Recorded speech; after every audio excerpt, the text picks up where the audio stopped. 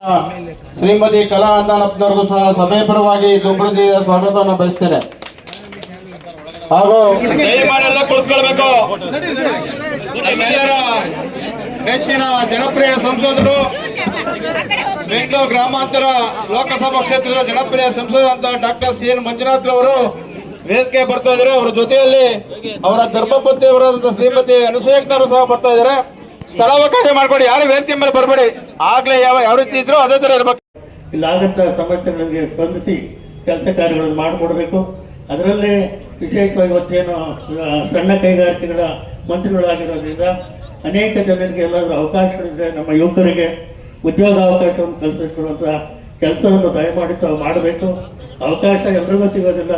ಸಿಕ್ಕಂಥ ಸಂದರ್ಭದಲ್ಲಿ ನಾವು ಅದನ್ನು ಒಳ್ಳೆಯ ಕೆಲಸ ಮಾಡಬೇಕಾಗ್ತದೆ. ಆ ಕೆಲಸ ತಾವು ಮಾಡ್ತೀರಾ ಅನ್ನೋ ನಂಬಿಕೆ ಇದೆ.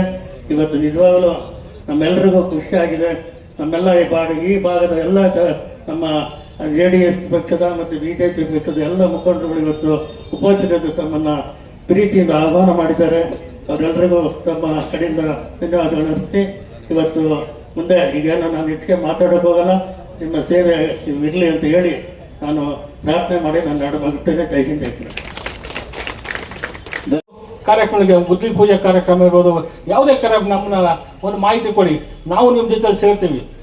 ನಾವು ನಿಮ್ಮ ಜೊತೆ ಸೇರಿ ಈ ಕಾಂಗ್ರೆಸ್ ಸರ್ಕಾರ ಕಿತ್ತು ಹೋಗ್ಲಿಕ್ಕೆ ಅನುಕೂಲ ಆಗ್ತದೆ ಅಂತ ನಾವು ಈ ಸಂದರ್ಭಕ್ಕೆ ಇಷ್ಟಪಡ್ತೀನಿ. ಮೊನ್ನೆ ದೊಡ್ಡ ನಾನು ಮೈಸೂರಿಗೆ ಹೋಗಿ ಅನ್ಕೊಂಡಿದ್ದೆ.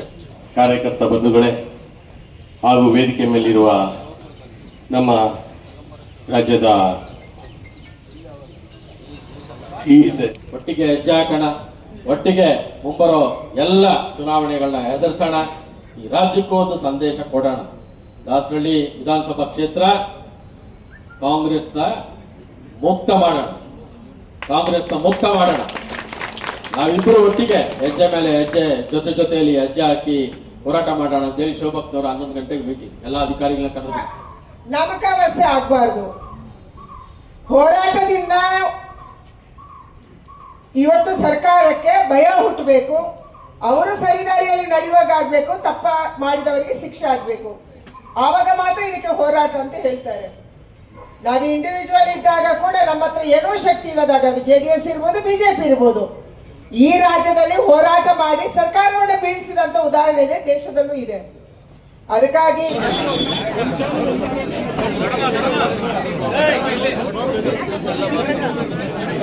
ಯಾರು ದಯಮಾಡಿ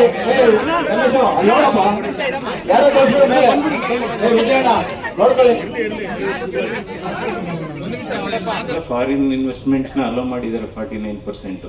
ಅದರಿಂದ ಇವತ್ತು ನಗರವನ್ನು ನಾವು ಬ್ರ್ಯಾಂಡ್ ಬೆಂಗಳೂರು ಅಂತ ಮಾಡೋದು. ಈಗ ರಾಮನಗರನೇ ಬ್ರ್ಯಾಂಡ್ ರಾಮನಗರ ಯಾಕೆ ಮಾಡಬಾರ್ದು?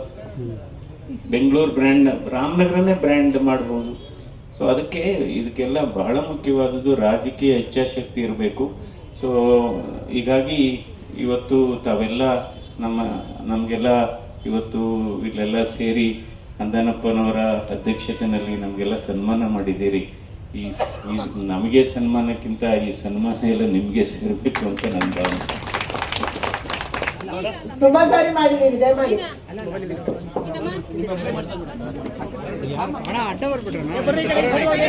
ಜೋರಾದ ಚಪ್ಪಾಳೆ ಒಂದಿಗೆ ಕುಮಾರಿ ಶೋಭಾ ಮೇಡಮ್ ಅವರಿಗೆ ಎಲ್ಲರೂ ಅಭಿನಂದಿಸಬೇಕು ಕೇಳ್ಕೊತೀನಿ.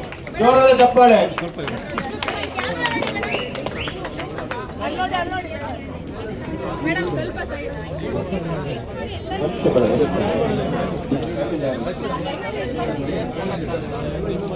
ಬನ್ನಿ ಮೇಲೆ ನೀವು ಬನ್ನಿ ಮೇಲೆ.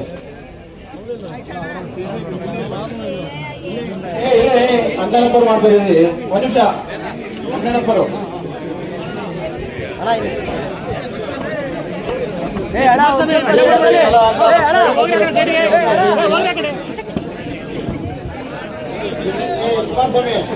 ಬಾಗುಂಟೆ ಕನ್ನಡ. ಒಂದು ನಿಮಿಷ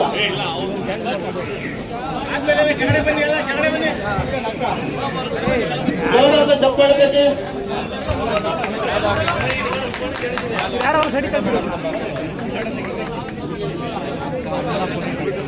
ಈಗ ಬಾಗಲಕೋಟೆಯಿಂದ ಡಾಕ್ಟರ್ ಸಿ.ಎನ್. ಮಂಜುನಾಥ್ ಅವರಿಗೆ ಅಭಿನಂದನೆ.